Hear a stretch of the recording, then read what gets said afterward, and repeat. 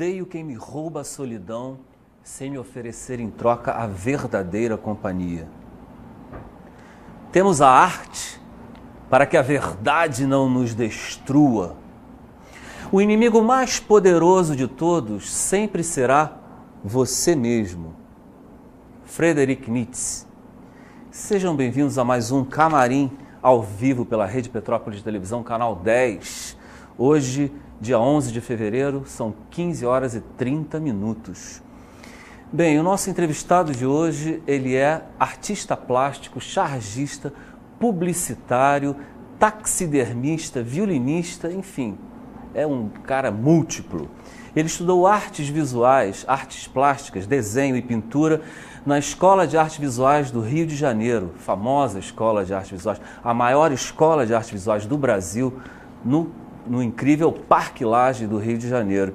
Ele também é especializado em paleoescultura, exatamente, isso ele vai contar sobre o que significa paleoescultura para quem não souber o que se trata paleoescultura. Ele também estudou com Etienne de Monte, estudou naturalismo com Etienne de Monte, saudoso mestre de pintor naturalista. E o nosso convidado também, como pintor naturalista, expôs na Europa em 2 galerias e também percorreu vários países da Europa. Participou de 2 exposições na Europa e percorreu vários países também, que ele irá contar aqui no Camarim dentro de instantes. Ele começou como chargista no mitológico jornal O Pasquim, isso no início dos anos 80. E ele há 15 anos, ele é colunista do Jornal de Itaipava, exatamente. Há 15 anos ele é colunista no Jornal de Itaipava. Ele é um grande chargista, um grande cômico. Vocês irão gostar muito dessa entrevista de hoje. E se você não sabe de quem se trata, se não viu nas redes sociais quem é o nosso convidado de hoje, basta você aguardar um instante. E por falar em rede social, curta facebook.com/camarimprograma e você estará a par de toda a nossa programação. Não saia daí porque você é convidado a entrar no Camarim.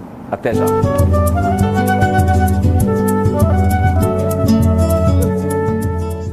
So hush, little baby, don't you cry.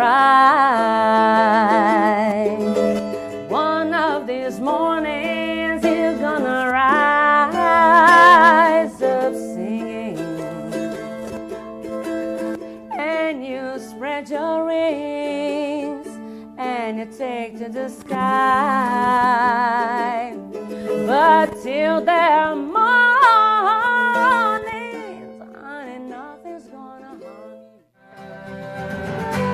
uma luz sempre acesa, esperando chegar, um amor na varanda, um amigo na mesa, qualquer viajante que se quer.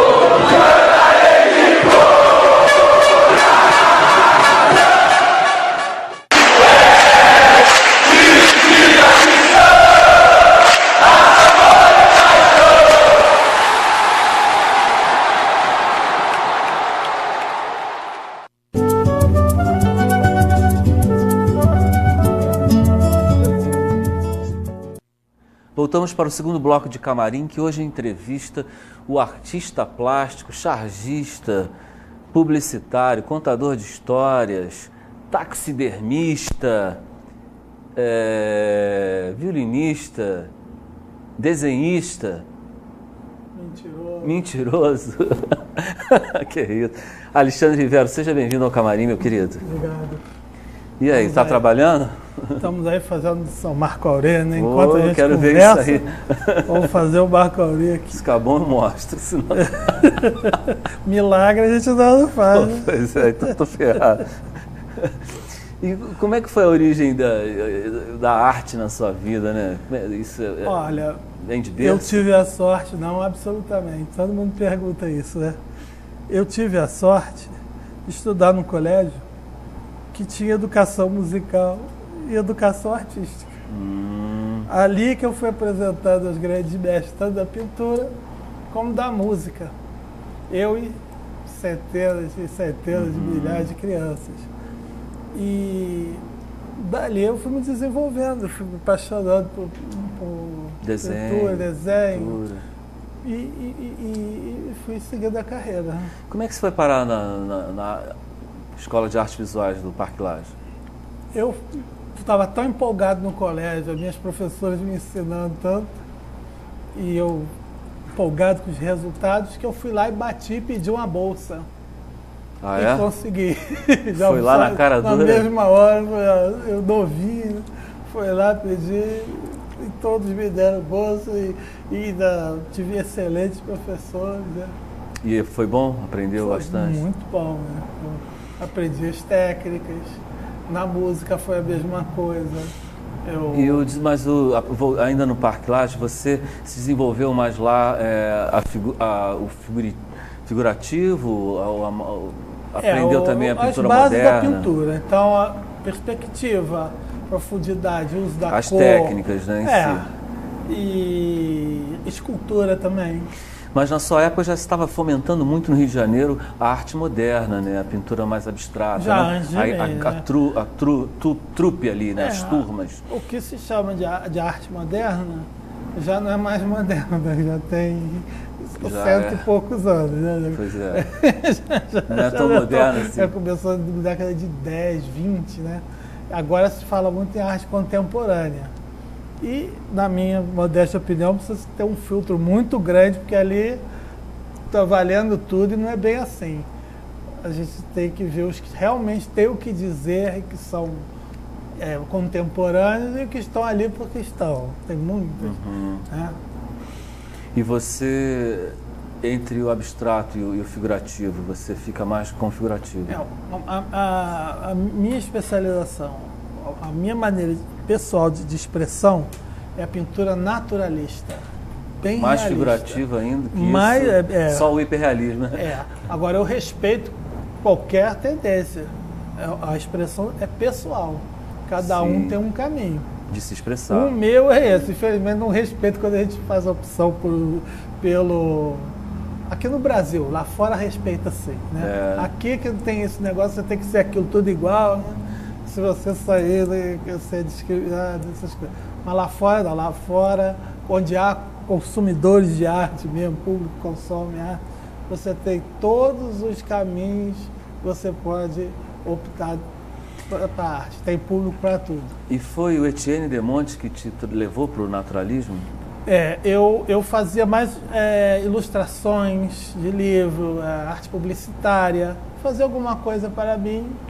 Mas quem me colocou mesmo na arte naturalista foi o melhor dos melhores, né? Etienne. Eu batizei uma sala no Centro de Cultura de Etienne de Monte. Fez muito numa bem, gestão que minha ele lá. era ótimo, bom mestre, amigo, nós tornamos amigos e artista incomparável, né? Sim. E você estava falando da música também, do início, você ia começar a falar? Também foi lá da escola que eu tinha um contato em casa, que meu pai gostava muito de música clássica, muito de tango, essas coisas, mas o grande contato que eu tive com os mestres veio na escola pública. Eu estudei escola pública e tinha aula de arte, e aula de artes plásticas e aula de música. Que legal. E tinha teatro. O colégio tem até hoje um teatro. Falar em teatro, Então, você olha... também está prestes a viver um personagem, né? Estão querendo que eu faça guerra com culpa, eles, por sua culpa. Nós vamos ver se eu chego à altura. A altura não, que ele era baixinho, né? A altura eu já passei. mas a altura do mestre, do artista, se eu consigo representar É surpresa minimamente, eu ainda nem sei se eu vou ter capacidade. É surpresa? Ou É uma surpresa ainda, um projeto que ainda está começando. Mas o violino, desde cedo você começou? Desde cedo também, e também parei cedo, porque a música, para você fazer música clássica bem, você tem que viver para aquilo. Por isso que quando a gente vê um regente, mesmo que seja um coral pequeno, um instrumentista, as pessoas não fazem ideia do tempo de estudo, as horas, um ator para fazer uma peça de 30 segundos. Aquilo é vagabundo. Levou horas para ele fazer aquilo. Mas você não trabalha não, você é só música. E para trabalhar você é o quê? O pessoal pergunta. Você não tem noção que é o mais árduo trabalho que tem, é o trabalho de artista. Legal você e a falar sociedade não vê isso. Não vê, é verdade. Isso em qualquer arte. É porque no ato da atuação em si, no meio do espetáculo, é prazeroso. O artista está proporcionando um deleite, alguma coisa gostosa. Então a pessoa associa aquilo a isso não está carregando peso. Mas antes de chegar ao palco, antes de chegar nesse momento de prazer, tem muita relação, né? Como você falou. Você citou Nietzsche falava, né? A vida sem música seria um erro. Seria um erro. A gente já diz que sem arte seria um erro, né? E por isso que eu frisei a importância de eu ter tido contato com a arte na escola pública. Porque isso acabou. Agora que se fala que vai começar, mas você não forma público. Então a arte, que é uma coisa tão importante, tão fundamental, ela deixa de ter lugar na vida das pessoas, e as pessoas substituem por quê? E para amanhã não comprar o iPhone, aí você compra aquele, aí lança um que faz plim, de 15 minutos. A luzinha não é mais vermelha, é azul. Aí você tem, para você se sentir ser humano, você tem que voltar lá e adquirir aquele negócio. Então, que traz infelicidade, porque você rapidamente se frustra, aquele negócio deixa de ter importância, você tem que trocar pelo outro, você tem que trabalhar demais, você passa a viver em função do ter coisas e não tem um tempo para ler um bom livro, ver uma boa peça, as pessoas estão me escutando aí. Quanto tempo não vê uma boa peça, não vê um bom concerto, não lê um bom livro e não vê uma boa peça? Muitos a vida inteira. Eu acredito, tenho convicção de que muita gente está se formando na universidade e não lê um livro que não fosse específico das matérias que precisava para passar. Inclusive em literatura e em jornalismo, em coisas onde as letras seriam importantes. Verdade. A arte evoluiu? Não a arte perdeu o público, porque nós temos excelentes artistas, eles não têm plateia, não têm público para consumir o trabalho deles, na minha opinião, porque não se investe em cultura, mas não é fazer eventos. O que adianta fazer eventos que vão ficar vazios porque não tem interesse? Antigamente o teatro, né? Nós estávamos conversando sobre isso. Se a gente pegar o nível de música popular, que era o samba, do Cartola, isso era música popular. Hoje em dia, o que você tem? Michel Teló. Hoje em dia você tem Mulher Fruta.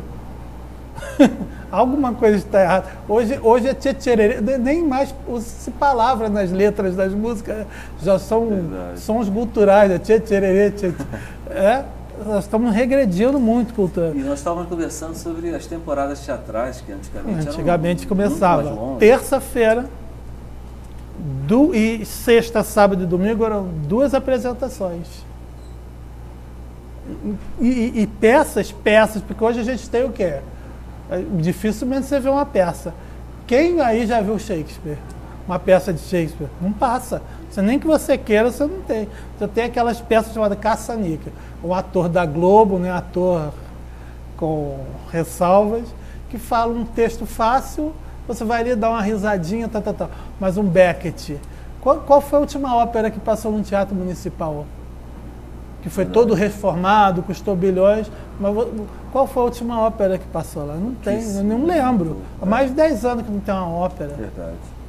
Então, o povo sem acesso a essas coisas, aquilo deixa de ser considerado no dia a dia e vai vivendo sem. Riviera, nós falamos sobre o Parque Lage, que foi importantíssimo, uma escola importantíssima no cenário nacional, que você estudou. E eu queria que você falasse também de como foi a sua participação num dos maiores jornais da história do Brasil, histórico, mitológico, Pasquim. Mas no segundo bloco, vamos fazer um pequeno intervalo, o camarim volta dentro de instante. Não saia daí porque você é convidado a entrar no camarim. Até já.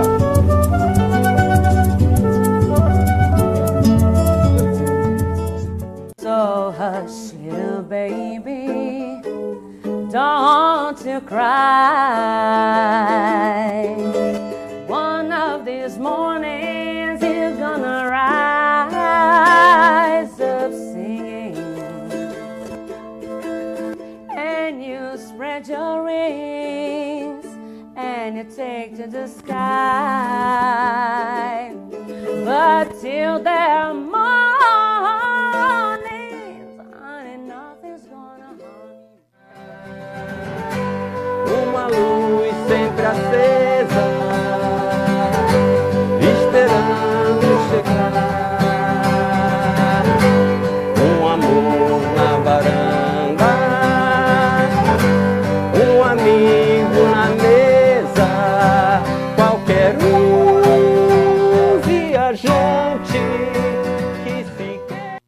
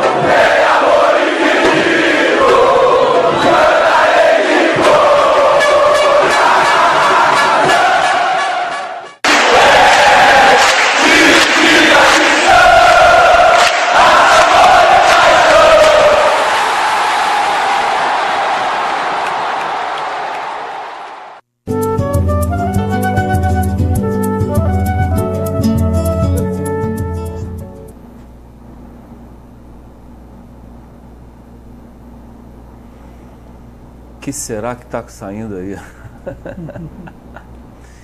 Camarim hoje entrevistando Alexandre Rivero, desenhista, chargista, caricaturista. Falar em caricatura, você no Pasquim fez o quê? Como é que você entrou nesse jornal? É o convite de um amigo meu que fazia a coluna do estudante, Vanderlei Damasio. E eu fiquei numa alegria muito grande. Você imagina começando. Pô, imagina, hein? Começar logo no melhor. No melhor dos melhores. Época de ditadura. Aí você começa no Pasquim. Pô, que currículo esse. Só que, infelizmente, já eram os momentos finais de Pasquim, né? Uhum. Já estava. Foi o retorno do Pasquim, né? Que não, deu uma foi pausa, o né? final da primeira fase mesmo, com o Jaguar e tudo. Ah, ainda era a primeira fase. Ainda era a primeira fase. Início dos anos 80 mesmo. Aí, antes do outro, o jornal foi comprado, parece, tentaram seguir o jornal, mas não era mais, sem aquela alma, sem Ziraldo, sem o Jaguar, aquela turma boa, né? Que existia, não era a alma do jornal, não tinha mais. Ô Rivero, explica pra gente o que é taxidermia e paleoescultura e a diferença dessas duas. A taxidermia não tem nada a ver com o táxi, como todo mundo pensa, né? Não, né? Não, ela é a arte de preservar os animais empalhados. Empalhar animais. Certo. E eu também, por incrível que pareça, foi da escola que eu aprendi essa técnica. Eu já tinha a técnica rudimentar assim, em casa, tudo. Mas onde eu tive mais contato também foi nessa escola, na aula de ciência. Me interessei também por taxidermia. Fui pesquisar, fui bater no Museu da Fauna, que é um museu que não existe mais, e que eu aprendi também a fazer técnica desse museu, o Dr. Aldrig, que era o diretor na época. Ele, você quer fazer taxidermia? Eram outros tempos, né? Que a gente fala hoje, as pessoas acreditam. E a paleoescultura? Paloescultura já foi numa segunda fase, que eu já estava trabalhando como artista plástico há muitos anos, tem coisa de 10, 15 anos, e meu amigo que trabalha no museu me chamou para fazer uma ilustração no animal. Eu fui me especializando, que é uma coisa muito interessante. Através dos ossos, parte de ossos, né? Às vezes são 2 ou 3 ossos, você reconstitui um animal extinto. Então são muitos cientistas, muitos paleontólogos, mastozoólogos, que é um zoólogo especializado em mamíferos, eles tentam decifrar o que ele comia, qual o tamanho e provável cor do pelo, se fosse um mamífero, por exemplo, a cor do couro, se era a escama, qual era a cobertura daquele bicho, tudo científico, muita pesquisa científica. E passam esses dados para mim, eu tento representar artisticamente a conclusão científica sobre aquele bicho que esses cientistas chegaram à conclusão. Na Europa, nos museus, o que você teve de participação? Eu fui como taxidermista em intercâmbio, trabalhei no Museu Científico de Madrid e no Museu Cívico de Milão. Milão na Itália, Madrid na Espanha. Sim. E fiz 2 trabalhos lá de intercâmbio com o Museu Nacional.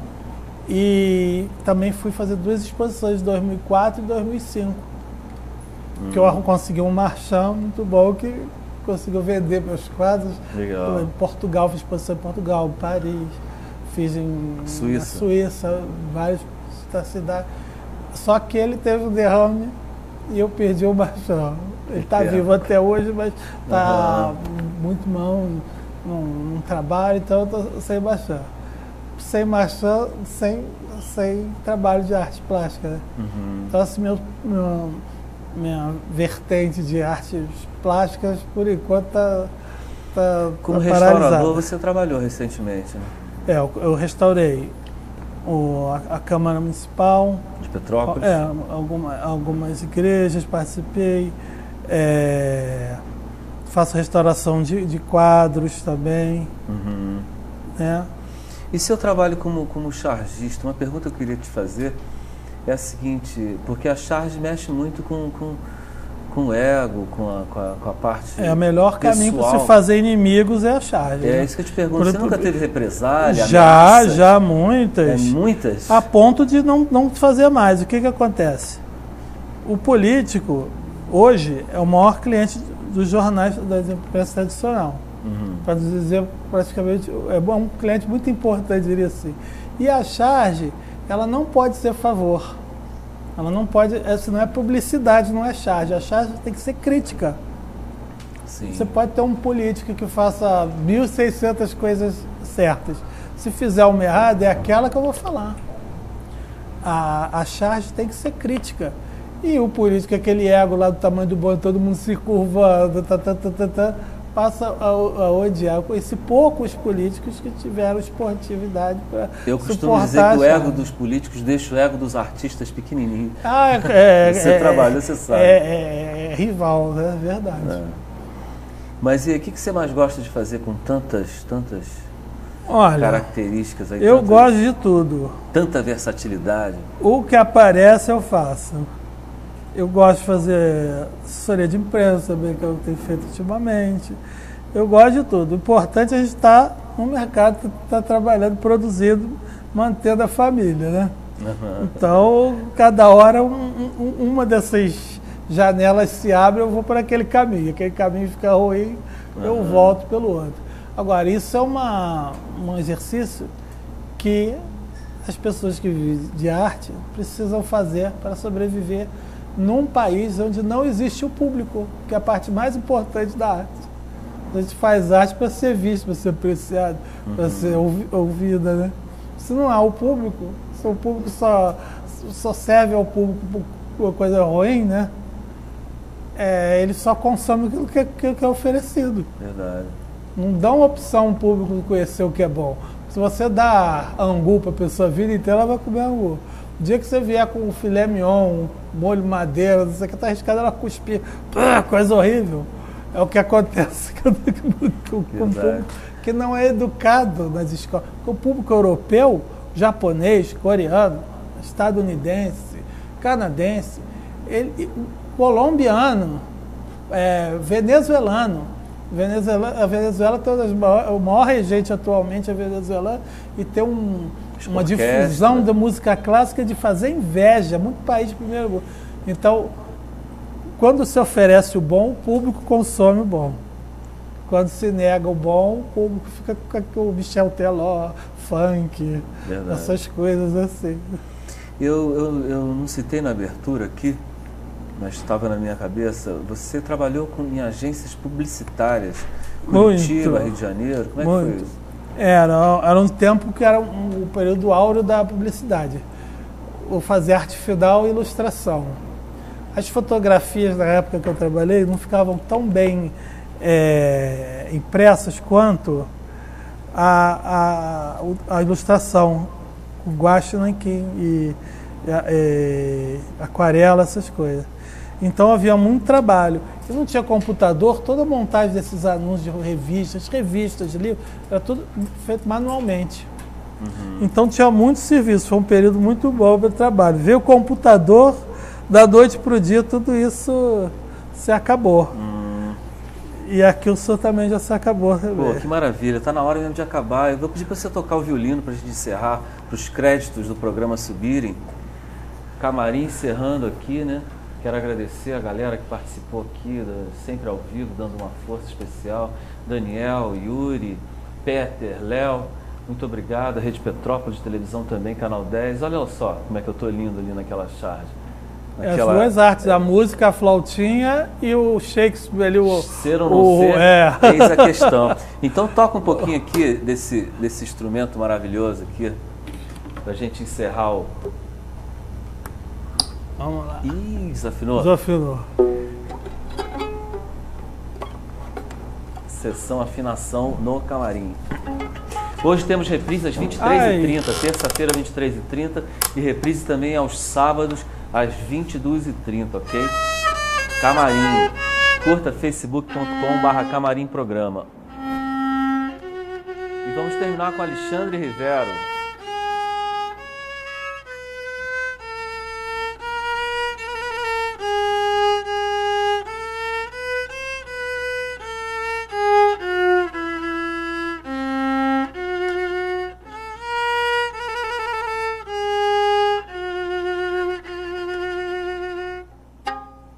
Só isso? Toca mais uma. Mais uma? Os créditos nem subiram.